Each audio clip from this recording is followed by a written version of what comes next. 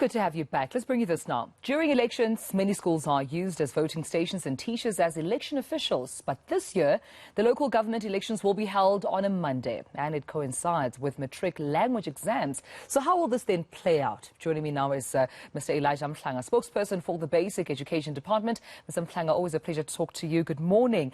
So what happened? Is there a diary, conflict here? Were you perhaps not in Dr. Nkosazana Dlamini Zuma's meeting or briefing? Because we're trying to wrap our heads around how will this work, where elections are on a Monday, but we equally understand that Matrics might have an exam on the way.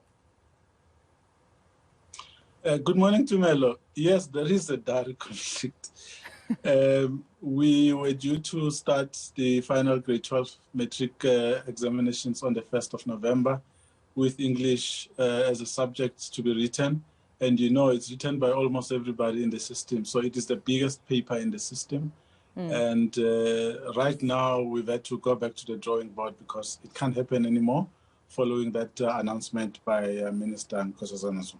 So you haven't made a decision as yet. You're still going back to discuss which date it might be. So this obviously affects preparation for both pupils and teachers at this point. Yeah, after that announcement by the minister, we needed to go back and consider the implications of that. What was clear was that the exams wouldn't be written. I mean, that we can't even debate because it clashes directly with the elections. Yeah. So now the decision to be made is whether we postpone when to postpone that exam to, or when to locate it.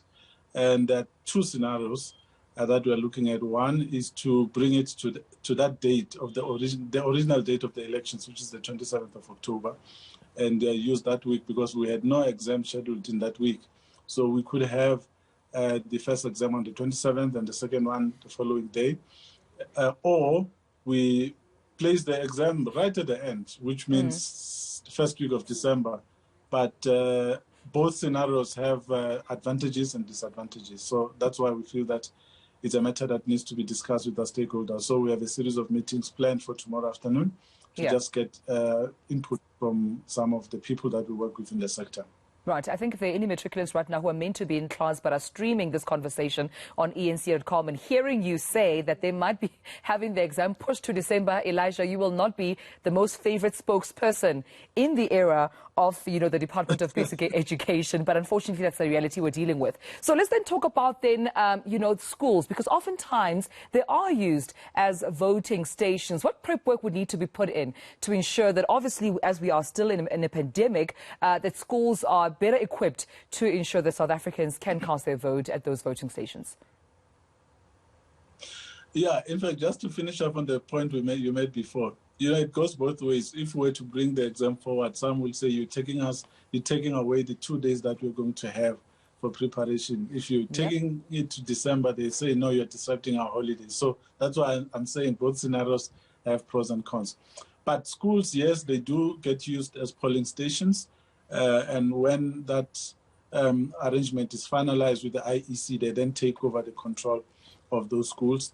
And all that we do is to make sure that those schools have all the facilities that the IEC would require for them to qualify as voting stations. And social distancing, of course, it's something that they will have to do, but we have already been doing it, which means those schools already have markings on the floor and elsewhere. The environment has been created for adherence to COVID-19 safety regulations. So it would be easier for them to use those schools, finding that there's not really much to do in terms of creating the space and atmosphere that would make people comply with those safety measures. All right, Elijah, we'll have to leave our conversation there, but hopefully we can have a conversation with you as soon as that decision has been finalized, so that we can ensure that all young people who do plan, of course, to cast their vote as well, that are in Matric, do get to do that, but also are informed about when their exam is moved to. Thank you so much. Department of Basic Education's Elijah Mhlanga.